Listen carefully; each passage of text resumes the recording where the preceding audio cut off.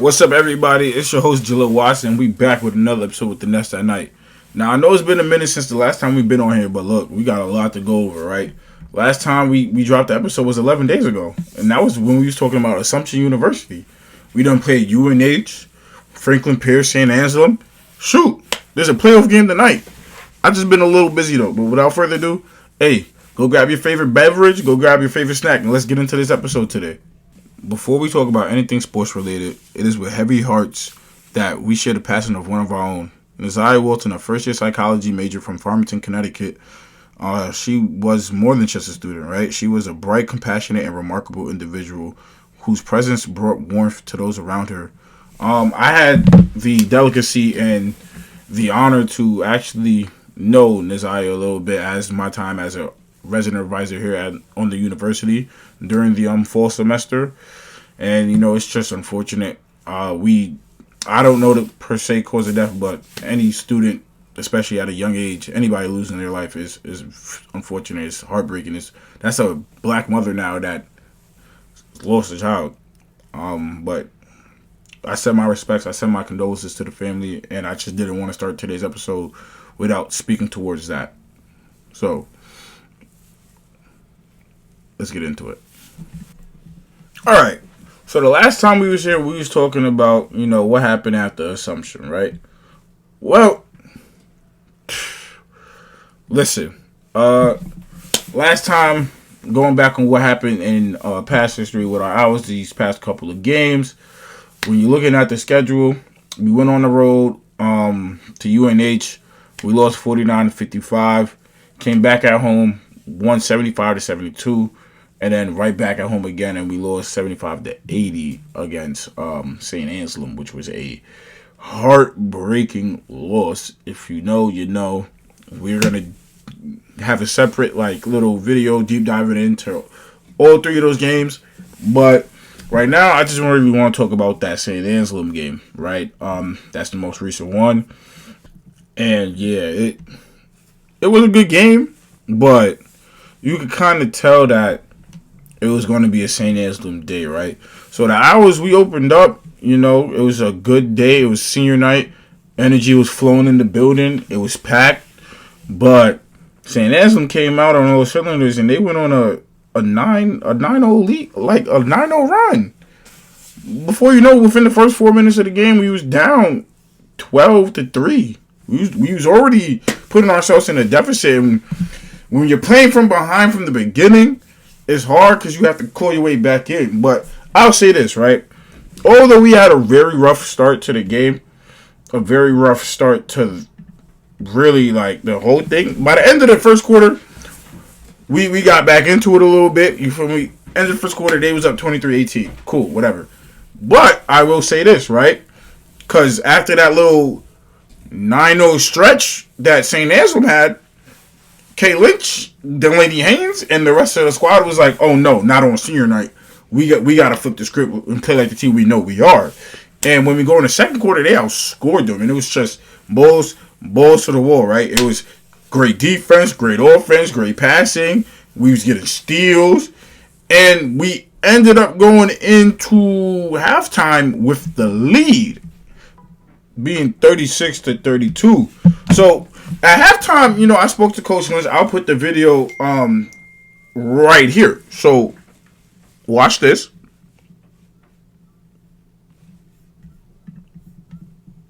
But yeah, so then for the rest of the game, Southern, we were up. K. Lynch, Delaney Haynes, and the rest of the team, Katie Williamson. You had Lizzie Winkle starting to have a good day as well. Even Jillian Martin, she was having a good day. The team was playing fine, and then it just took a turn in the fourth quarter. And maybe it's just not being able to play 4 quarters of basketball, which I highly doubt, because we have a talented roster. But once we got to the fourth quarter, you could kind of tell, we were tired. We started to move sluggish. The same problems that happened from the other losses started to come about. Slow rotations on defense. Now they're getting wide open threes behind the arc. They're on the top of the key. They're shooting threes. St. Anselm starting to pass the ball a little bit more. And from what they look like to me, just because we're a little bit gassed, we just weren't able to, get those transitions on defense and those rotations, and it ended up pushing into an overtime. And the way this game went into overtime was unbelievable.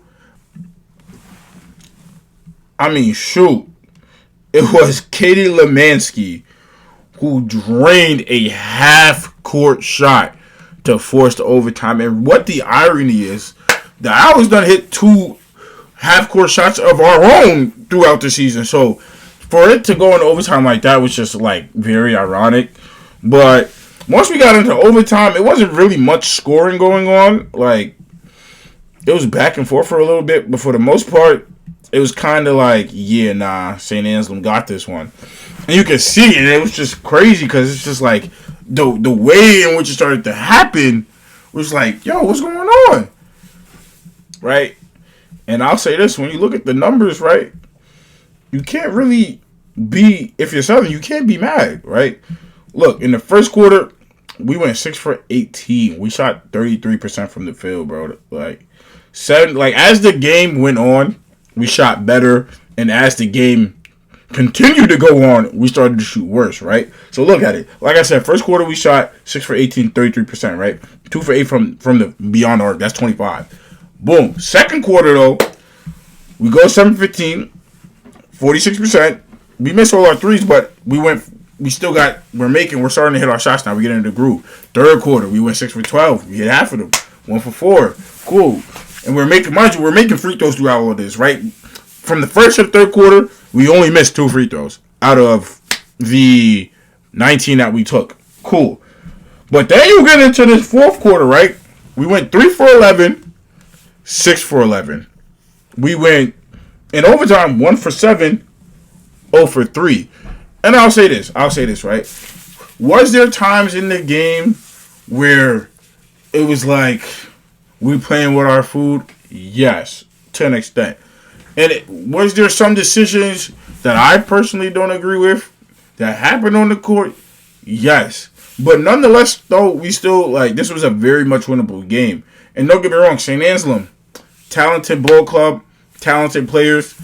I feel like we better when we're not, beating ourselves. And that's the trend we're seeing this season, especially through, the last couple of stretches before we get into the tournament play on Sunday with women's basketball here, right? It's just, we're not really losing to the other teams, but because we're playing down to their level and we're beating ourselves, we're shooting ourselves in the foot, we end up losing these games that we're supposed to be winning. And they end up, or either that or they end up being closer than what they need to be instead of, just putting it away. And that's with any, sport, any team, right? That tends to happen, but you have to, be able to push yourself to that level of excellence, that level of greatness to where you guys know you're the best team. And if you know you're the best team, just don't play with your food. Go 110. Don't stoop down to the level. Show them consistently what level they need to come up to, if anything. But nonetheless, it was a great game. I enjoyed it. I enjoyed everything about it. Hope had a day. I don't want that to go unnoticed, even despite the loss. Hope had a day. She had 22 points. She went 10 for 12 from the free throw line. She went 50% from the field, right? If anything, she was the most, efficient shooter on the team. That took a lot of shots. Lizzie went 3 for 5. She had 7. Not to take that away from her. And then you had other people contributing too, like Delaney. You had Katie. All of them putting up almost all above 15. So, it was a close one. It was a nail biter. It went into overtime, and it came down to the last seconds. And we lost. But not for nothing, we got the first round bye for playoffs, right? And then we're back at home Sunday at 1:30 and play Pace, which is a very much winnable game. Pretty much after that, I don't know who we play after that yet. But if things go how I think it will go, it will be a rematch from last year's NE10 Championship. And we'll be going up to Bentley to go play Bentley, who is a decent team. I can't even lie. They're good. They're nationally ranked. They only got 1 loss on the year. It's going to be a battle. But we can't even worry about that because we got to worry about Sunday. So with that being said, let's move on to men's basketball and what they did since we've been gone.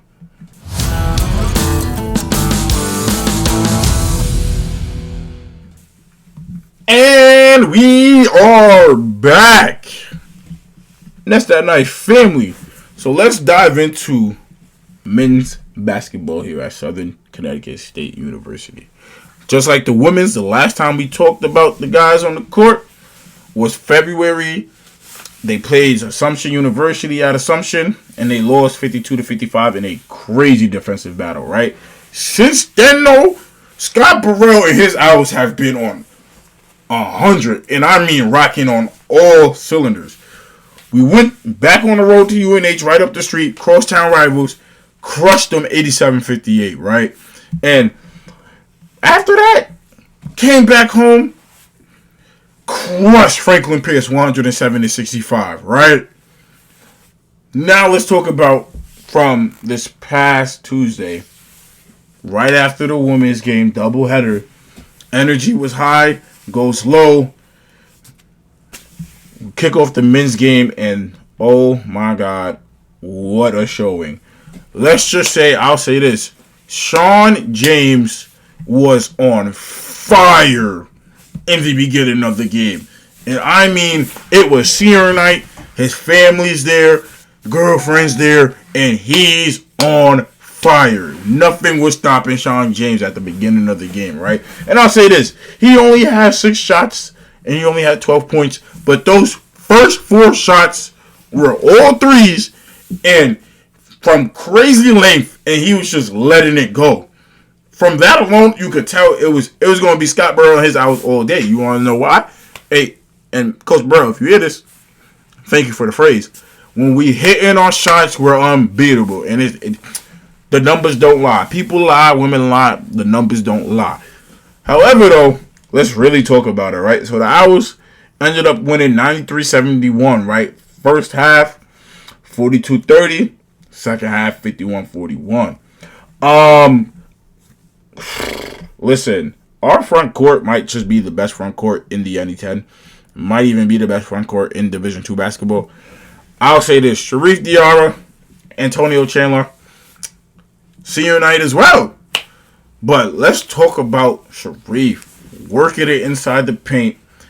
21 points, 2 blocks, 3 steals, 4 assists, and 6 boards. Filling out the whole stat sheet, if you ask me. You feel me? He went 7 for 9 from the field, so we got good percentages. And he went 1 for 1 for the 3 and only missed 1 out of 7 free throws. So, shoot, he was efficient, right? But then when you turn around, look at Antonio Chandler, one of the best rebounders in Division II basketball, one of the best front courtmen in Division II basketball, 19 points, 18 rebounds. And I'm sorry, that's 2K numbers. 18 boards, 19 points. That's 2K numbers. He went 9 for 13 from the field. And let's just say out of 18 boards, 8 were on offense, 10 were on defense. So you can already see, like, that's already helping out the team so much. Because you don't really think about it, like, the 8 rebounds, that's 8 more chances to score on offense. He's giving us second chance points. He's giving us opportunities to get second chance points, right? And then clap it up. My God. Albert Vargas. 16 points, right? Now, a lot of fans, a lot of people in the media, a lot of people around campus be saying, oh, Albert be taking too many shots. Albert be doing this. Albert, you're hearing it from me yourself. Don't stop what you're doing. Listen. 16 points, went 7 for 19, but hey, yo. He passed that rock, though. 11 assists. Can't be mad. He's a facilitator, but he gonna go get his too. Respectfully. So, Albert, I ain't gonna lie. You played a very good... you played a role in that game, bro. Like, 11 assists. If anything, you ditching it out to your bigs and whatnot, or to Sean. But, yo, come on. Like, that's unheard of. Like, we have 2 people on the team getting double-doubles. We have 3 people on the team above 15 points. And then you had Sean James looking like he had heat check, looking like he a sharpshooter with a sniper, draining threes. It's a match made in heaven. You know? as a team, though, like, if you really look at the numbers, like, as a team, I ain't gonna lie, like, we took a little bit too many shots, but we won the game. But, like, even to put it in perspective, like, to say we took too many shots, it's kind of, like, ludicrous, because we shot 43% in the first half, and then it only got better, because then we shot 58, basically 60% in the second half. So you can't be mad at it. Like, you won't take a lot of shots, but at least you know they're going in. We went 85% from the free throw, so that's good. And, like, it was a lot of threes being shot, but that's the type of team we are. So, shoot. You ain't going to make every shot you shoot, right? Keep shooting. But we had a whopping 46 points in the paint. 46 points in the paint. And the lead only changed twice. So, this was basically, like, honestly, I'll be honest, it was all Southern all the way. Like, even though the lead changed twice, you could tell, like, it was all Southern. The energy was there. The momentum was there. It was everything. Yeah. It was, we're going to look at St. Angelo, like, Sean McCarthy, 13 points. Like, the big thing for St. Angelo, I feel like, was Zach Taylor. That was the only thing going for them all night. Like, you had people going 4 for 10, 4 for 5, 2 for 3, 1 for 3. Like, their percentages, even, like, they shot 42 in the first, they shot 45 in the second. They shot 20 from 3 in the first, they shot 31 from the 3 in the second.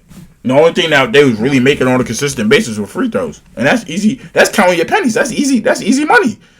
So, they've been handling business, yo. I'll keep it honest. Southern's men's basketball going into this NE10 Championship Conference first round game, going into it looking fantabulous. And it's so ironic, because if you were paying attention when we first started talking about men's basketball, I said that we beat Franklin Pierce 107-65. At home, mind you.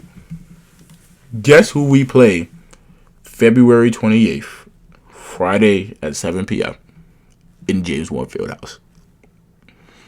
If you guessed right, it's Franklin Pierce. Okay? That being said, I always clinched the number 6 spot in the conference. We're going to be hosting Franklin Pierce tonight at James Moore Fieldhouse, in which I predict to be another blowout.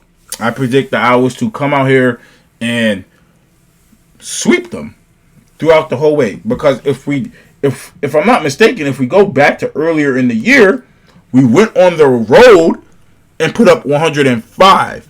So I'm definitely expecting 100 plus tonight. I'm expecting a blowout. I'm expecting an easy win to go into the next round. Without further ado, though, I want to double back, right? Because I feel like I didn't really talk about any positives from the women's game. Like, it was a good game. Like, I'll say this, right? The first half of that women's game, right? I be honest, I feel like defense was amazing. Like, we were getting so many points off of turnovers. If I can go back to yeah. So, to go back to the women's game, right? I get it. We lost. And I know I said, we could have done a lot of things better. But, to my point with that, I'll say this, right? If we can play to the level to which we played in that second quarter, end of the first, we'll be good. We had 24 points off of turnovers. So I know we could get the transitions on defense. I know we could get in the passing lanes. I know we could do this. I know we could do that. It's just being consistent throughout the entire game with it. And I feel like that's the problem. We're not being consistent throughout the entire game. And I don't know what's going to change that. But I'll say this, right? Knowing Coach Lynch, you got the first round bye. You don't got to play it in the first round. You get to wait till Sunday. You get a couple more days of rest, a couple more days of preparation, a couple more days of scout. And if there's anything I know about the Owls coming off of a loss, you don't want to be next, right? I know Katie and Delaney and Raina and Hope and I know everybody's mad. They're disappointed. I know that they feel like they should have won that game because we should have. I know Kate Lynch definitely feels like we should have won that game. So I know on Sunday we're going to see a whole different beast. And I'm afraid for Pace. I'm afraid. Because you don't want to be in the way of the Owls when they are angry. Like, let's look at their schedule, right? Let me pull it up right now. We'll go. Look. This. First of all, we're gonna be home. At home, we're 3. Those 3 losses came from none other than, right, St. Anselm, which was recent, right, St. Michael's College, which was by 1 point, and nobody else other than Bentley, right? We're playing Pace. The last time the girls played Pace, it was at Pleasantville. They won 58-46, right? And then earlier in the year, Pace came to us at home and we won 72-47. So it is for both sides this weekend. There's no doubt in my mind for this first round we're making. Well, for the girls' second round, for the men's first round, that we're making it out. You're definitely going to make it out. However, we have to keep up that momentum. Can Kate Lynch and her team keep up the momentum throughout an entire game for multiple games to try and get back to the NE10? And can Scott Burrell and his boys keep up their momentum, get over the hump again with Franklin Pierce, whoever else is in the way, and get back to the NE10 championship as well? Because it would be very ironic, because last year they both played Bentley in the NE10 championship. Wouldn't it be a full-round fairy tale story if we could get that rematch a year later and get revenge 2 times? That's what I want to pay and see. I know y'all do. But that wraps it up for basketball. I really want to talk about football now just a little bit. But let's take a little break. Go potty, go use the bathroom, go do what we got to do, and we'll be right back. So look, with some quick news with football, next week we're going into spring ball. Going into spring practices, putting on the pads, going over plays again. And it's all under a new reign. Interim head coach Robert Egeling, former DC, current DC. Looking great out there, man. I was at practice this morning. Players look good. We're looking in better shape. We're looking more conditioned. We're looking more disciplined. We're looking more locked in, more dialed in. I like to see that. I'm really excited for this spring. I feel like we got a lot of potential going into the season. I feel like we could do a lot of good things. You know, the goal is an NE10 championship, nonetheless. Some people might say that's too big right now. We should focus on a winning season. We should focus on going above 500. But no. Why set the bar so low? Why not set it high? That's the goal here, right? The goal for Southern, the goal for Robert Egeling, Coach John Rice, and the rest of their staff is the NE10 championship. I think they could do it. I think, we got enough of the key pieces that didn't leave and the people that were here last year that were in a little role stepping up into bigger roles. I feel like we've grown over these past little 5 weeks that we've had, and I can't wait. I feel like it's going to be a good spring. I feel like whoever comes out to the spring game later in April, I feel like you're going to be shocked and surprised. You're going to see a brand new Southern football team that nobody's seen before in recent years. And what I mean by that, I just mean complete. 1 year we'll be good on offense. 1 year we'll be good on defense. 1 year we'll be lacking leadership in this aspect, or we just have too many people trying to be leaders. I feel like right now everything is so balanced, and it's just everybody's locked in on that one goal. Everybody's coming in every day, picking up their work bag, tying up their tie, clocking in, going after it. And I feel like it's good. It's good for the program. It's good to see that as a former alumni of the program and even a current coach. So I'm excited. I can't wait for it. But honestly, that's it for today's episode. It was good to talk about, women's and men's basketball. Spread a little slight wrinkle on football in here. And we'll be here the next time. Hopefully we have some good news after tonight's game. Hopefully we have some good news after Sunday. And we move on to the next round of the NE10 playoffs. And hopefully at some point get into the NE10 championship game. Win and hopefully make the tournament for Division 2. But without further ado, it's been your host, Julian Watson. And this has been the Nest at Night podcast. Go Owls.